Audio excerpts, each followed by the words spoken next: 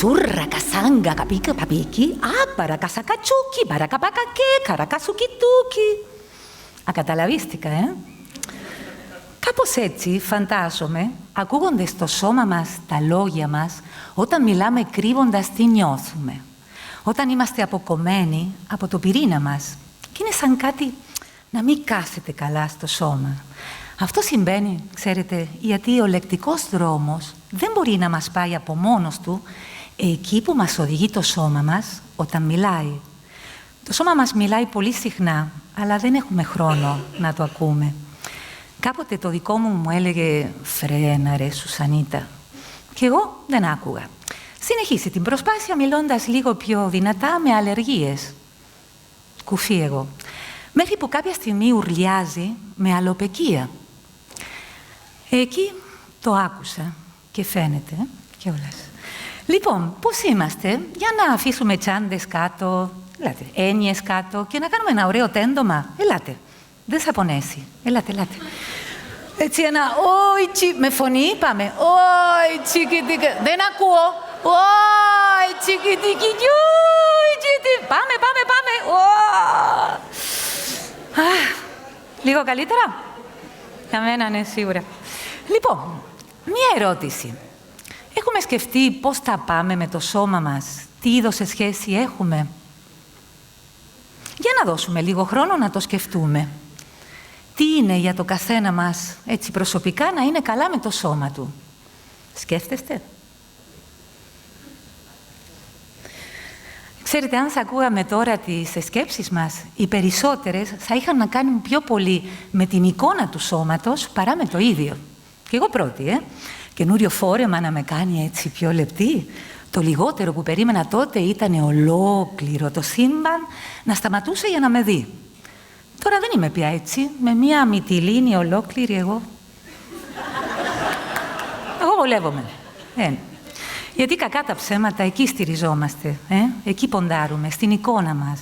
Γιατί νομίζουμε ότι έτσι θα μας αγαπάνε πιο πολύ, θα αρέσουμε πιο πολύ, θα πετύχουμε κάτι πιο πολύ και πολύ λιγότερο στο πώς νιώθουμε, πώς βιώνουμε τη ζωή μας με το σώμα μας. Το σώμα μας έχει μία ευλογία. Δεν μπορεί να πει ψέματα, γιατί δεν ξέρει να πει ψέματα. Αλλά εμείς ξεχνάμε να τιμάμε τις αισθήσεις μας. Όμως όταν πονάει, όταν αλλάζει, πώς έγινες έτσι, εκεί σαν να του ζητάμε ρέστα. Στο σώμα μας είναι γραμμένη όλη η ιστορία μας. Πώς μεγαλώσαμε, τι έχουμε περάσει, αν είχαμε φροντίδα, αν είχαμε στεναχώριες, παρουσίες στη ζωή μας, απουσίες και τις γεύσεις, τις μυρωδιές.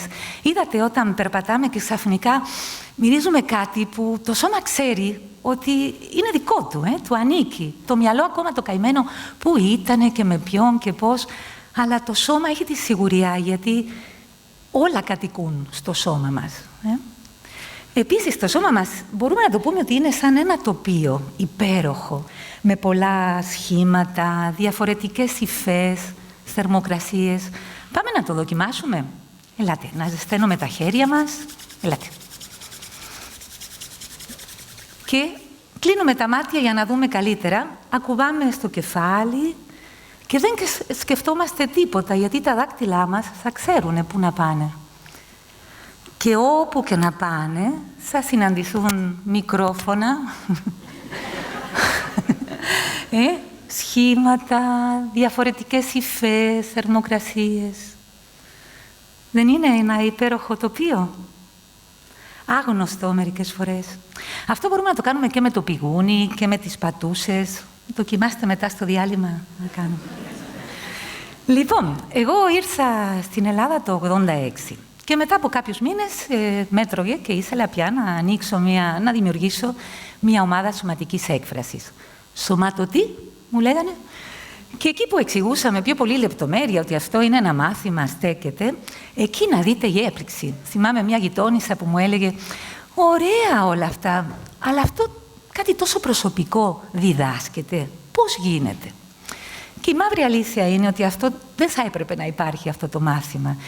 Μπορείς να πεις ότι είναι σχεδόν παράλογο να χρειαζόμαστε ασκήσεις για να μας επενθυμίσουν κάτι τόσο φυσικό και φυσιολογικό, όπως είναι να νιώσουμε καλά με το σώμα μας, να νιώσουμε οικία, να μην φοβόμαστε να εκφραζόμαστε.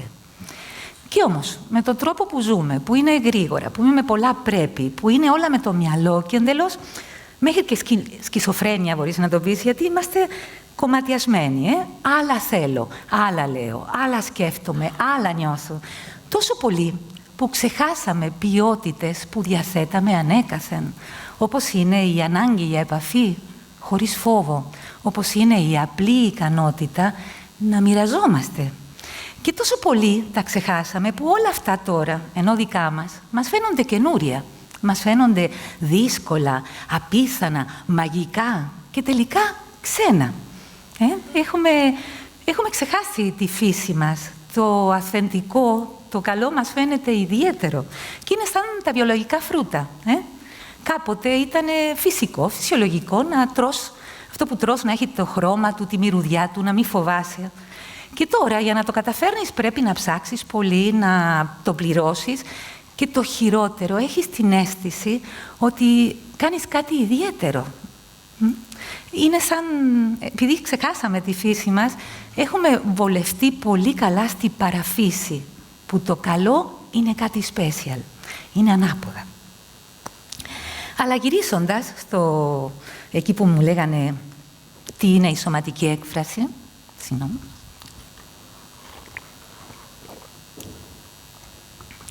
Εγώ ήμουνα 17 χρονών προχτές, όταν πήγα σε αυτό το μάθημα και με σημάδεψε, γιατί ήταν εκείνο που με έκανε να νιώσω κοντά μου. Γιατί όταν δουλεύεις με το σώμα, βγαίνουν τόσα πράγματα και οι πληροφορίες είναι απτές, είναι σχεδόν απτές, γιατί είναι ξεκάθαρο. Αυτό το μπορώ, δεν το μπορώ. Αυτό το θέλω, δεν το θέλω. Αυτό μου περισσεύει. Οπότε όλα αυτά σε κάνει να γνωρίσεσαι. Επίσης μου έδωσε πολύ δύναμη. Θυμάμαι μάλλον δεν μπορώ να ξεχάσω, το 1976 είχαμε χούντα στην Αργεντινή. Οπότε μια συνηθισμένη σκηνή από τα πιο ελαφρά έτσι, από τα πιο light, ήταν να σου ζητήσουν την ταυτότητα στο δρόμο. Οπότε εκεί που περπατούσες, τα καλά καθούμενα, κοντρα la pared, ξέρεις. Και ήμασταν εκεί κοντρα la pared και θυμάμαι, στο τοίχο. Και θυμάμαι για να μην χαθώ στο φόβο, σε αυτό το τρόμο, γιατί δεν ήξερες ποτέ που θα καταλήξεις, αυτή την άσκηση που κάναμε πριν στο πρόσωπο με τις γραμμές και τις αισθήσεις μας, εγώ το έκανα κοντρα la pared, εκεί στο τοίχο. Και μπορούσα να αντλώ δύναμη από τις αισθήσεις μου, γιατί αυτό στην ουσία εν τέλει μου έδωσε την ταυτότητά μου. Γι' αυτό και σιγά σιγά η σωματική έκφραση άρχισε να γίνει για μένα και για πολλούς ευτυχώς μια φιλοσοφία ζωής. Γιατί η σωματική έκφραση είναι για την ψυχή μας. Είναι μια ψυχική διαδικασία που έχει διαλέξει σαν μέσο το σώμα. Τώρα, σαν σύστημα που πρέπει να έχει γύρω στα 70 χρόνια, δεν δημιουργήθηκε για να μας φέρει κάτι που δεν ξέρουμε, για να μας πει κάτι που δεν έχουμε. Ίσα-ίσα μπορείς να το πεις ότι είναι σαν ένα μικρό, ταπεινό, προσωπικό ξυπνητήρι που ήρθε, δημιουργήθηκε για να μας επενθυμίσει αυτά που έχουμε, απλά με τον τρόπο που μεγαλώσαμε αρχίσανε να φύγουν. Γιατί εκεί που μεγαλώσαμε από το σώμα, από το ολόκληρο το σώμα, η σημασία ήταν στο μυαλό. Εδώ απάνω το μυαλό, γιατί εκεί είναι οι ιδέες, εκεί είναι η εξυπνάδα, αλλά υπάρχει και το σώμα είναι έξυπνο. Δεν είναι κακό αυτό, είναι κακό όταν είναι μόνο αυτό και ξεχνάμε το υπόλοιπο. Η σωματική έκφραση τώρα, ο στόχος είναι, που φαντάζομαι ότι σιγά σιγά είμαστε στο θέμα, Ωραία. Λοιπόν, ο στόχος είναι το πρώτο να γνωρίσω το σώμα μου, είναι το εργαλείο. Να το μάθω, να το σέβομαι, να μπορώ να το δεχτώ, να δέχομαι. Αυτό είναι το πιο δύσκολο, γιατί τι κρίμα που δεν είμαι ψηλή και ξανθιά. Πάντα, γελάμε, γιατί πάντα θέλουμε κάτι άλλο. Οπότε, άμα δεν το δέχομαι, δεν μπορώ να το αγαπήσω. Και άμα δεν αγαπάω το σώμα μου, δεν μπορώ να το ακούσω. Και άμα δεν το ακούω, έρχονται οι αρρώστιες.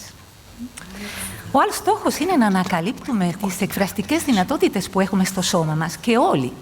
Δεν υπάρχει σωστό και λάθος, γιατί κάτι που πηγάζει από μέσα δεν μπορείς να το βάλεις στο ράφι σωστό, λάθος, όμορφο, όχι και τόσο όμορφο. Και πολλές φορές είναι πολύ συγκινητικό να βλέπεις κάποιον πως ανακαλύπτει ότι το χέρι του, έτσι με ένα μικρό ερέσισμα, με μία μουσική ή μία εικόνα, πες ότι είσαι ένα φτερό που με τη μουσική έτσι πας και πετάς παντού. Είναι πολύ ωραίο να δεις και βγαίνουν τόσα πράγματα δουλεύοντας με το σώμα. Το μυαλό δεν μπορεί να το φανταστεί. Οπότε, ανακαλύπτοντας το σώμα, βλέποντας τι εκφραστικές δυνατότητες έχουμε, πώς αυτό μπορεί να είναι ένας τρόπος επικοινωνίας. Και γιατί να επικοινωνήσουμε με το σώμα? Γιατί είναι μία γλώσσα άμεση. Γιατί με το σώμα δεν μπορείς να πεις ψέματα και έχουμε ανάγκες από έτσι, αλήθειες ξεκούραστες. Τώρα, πώς διδάσκεται? Σίγουρα δεν είναι με εντολές, δεν είναι εκφραστείτε, αφήστε ελεύθερο τον εαυτό σας. Όχι, υπάρχει έτσι μια οργάνωση, έχουμε θέματα όπως μπορεί να είναι η επικοινωνία, η εμπιστοσύνη, τα όρια. Αν μπορώ να πω ένα ναι, αν μπορώ να πω ένα όχι, και αυτό το όχι να μην είναι με ενοχές. Μετά έχουμε ασκήσεις που θα μας πάνε σε αυτά τα θέματα. Έχουμε και την σωματική επαφή, που δεν είναι σκοπός του μαθήματος, αλλά είναι ένα πολύ δυνατό μέσο, και έχουμε και την ομάδα. Θα προσπαθήσω να σας δώσω έτσι μία γεψουλίτσα από το κάθε τι που αγκαλιάζει η σωματική έκφραση, γιατί εδώ το θέμα είναι το άπειρο, αλλά εμείς δεν έχουμε άπειρο χρόνο. Οπότε, υπάρχει ένα θέμα πολύ κόκκινο που δουλεύουμε πολύ, που είναι η ετοιμότητα και το αθόρμητο που δεν έχουμε. Και δεν έχουμε γιατί είμαστε συνέχεια στο χτες και στο αύριο. Πού δεν του είπα αυτό, έπρεπε να πω εκείνο, γιατί δεν έκανα αυτό. Ή θα του πω αυτό και όταν θα μου πει εκείνο και όταν το άλλο και θούμ και τσούμ και ταν. Είμαστε τόσο πολύ σε αυτό το διαβολικό χώρο, του πέρα δώσει εκεί πέρα, που όταν μας χρειαζόμαστε στο παρόν, στο τώρα, απουσιάζουμε. Γιατί είμαστε αλλού. Τώρα, σε σχέση με την σωματική επαφή, όπως ξέρουμε όλοι, είναι από τις πιο βασικές ανάγκες του ανθρώπου. Αλλά φοβόμαστε να αγγιζόμαστε. Υπάρχει, είδατε, τα συγγνώμη στο λεωφορείο. Ακουμπάμε κάποιον και πριν καλά-καλά να μας πει ο άλλος, λέμε τώρα ιδανικά, «Αχ, ευχαριστώ πολύ που με αγγίσατε». Πάμε εμείς και του ζητάμε συγγνώμη, σαν να το έχουμε λερώσει. Αλλά εμείς δεν είμαστε έτσι, έτσι είναι. Για να δοκιμάσουμε να κάνουμε μία αυτοαγαλίτσα. Ελάτε. Έτσι. Μπορεί να είναι σφιχτά, αν έχουμε καιρό να αγκαλιαστούμε. Με πολλούς τρόπους. Μπορούμε να αγκαλιάσουμε και με τα πόδια. Όλοι. Για να δούμε πώς είναι να... Α, φέρνει και γέλιο η αγκαλιά. Πώς είναι να είμαστε έτσι αγκαλιά? Είναι ζεστά? Είναι αμήχανα να αγκαλιαζόμαστε έτσι μπροστά σε τόσο ξένο κόσμο?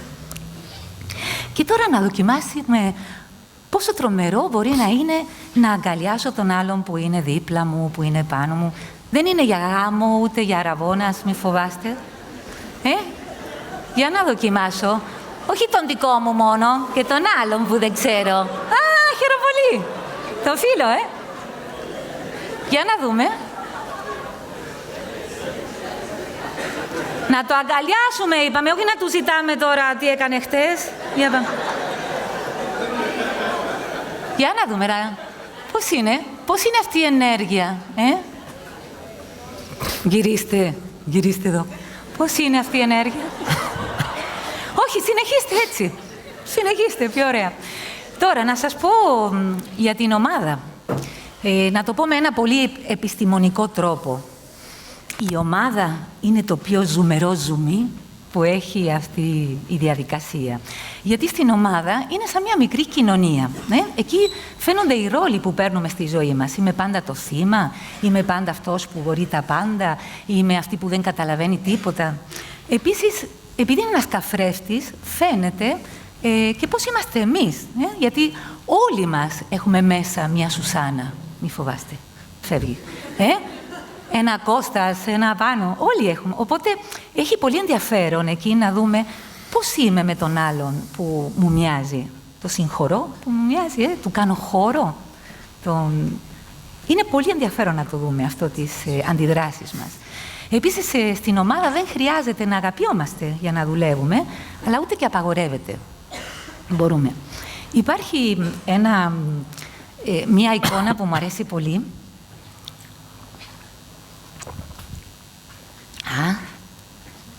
Που είναι ένα κρεμμύδι και πώς στην ομάδα ξεφλουδιζόμαστε. Θα το εξηγήσω.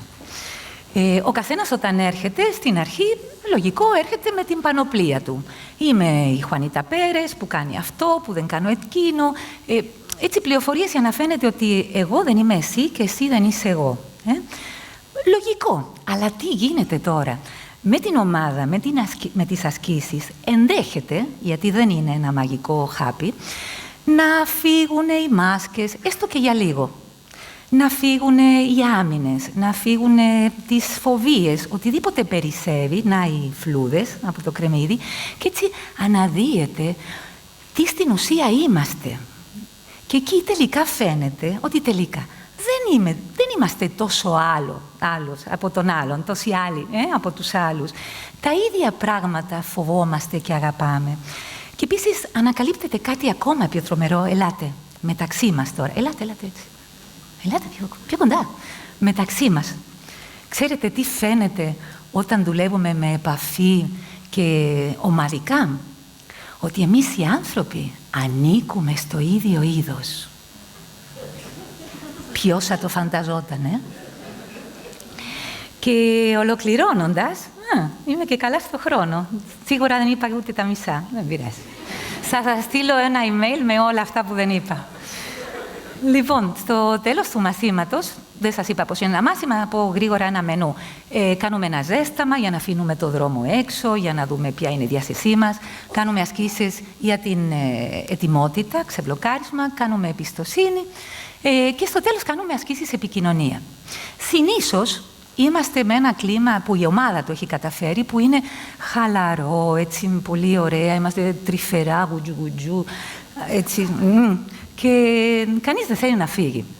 Και όταν ακούω πω, τι άσκηση, φεύγεις με αυτή την άσκηση, εκεί αναρωτιέμαι, γιατί αυτό το φεύγεις θα τέριαζε πιο πολύ όταν είμαστε μακριά από τον εαυτό μας, όταν τρέχουμε, όταν δεν ακούμε τις ανάγκες μας, όταν νιώσουμε κάτι σαν πληρότητα, όταν είμαστε καλά, έτσι, χωρίς ενοχές, εκεί επιστρέφεις. Οπότε, στην ουσία, αυτό το φεύγεις σημαίνει γύρισες. Και πού γύρισες? Στη πηγή, σε αυτό που είσαι, σε αυτό που πάντα είχες μέσα σου. Το μόνο που λείπει είναι να έχεις τη δύναμη να αναγνωρίσεις ότι αυτό σου ανήκει. Muchas gracias για το χρόνο σας. Να είστε καλά.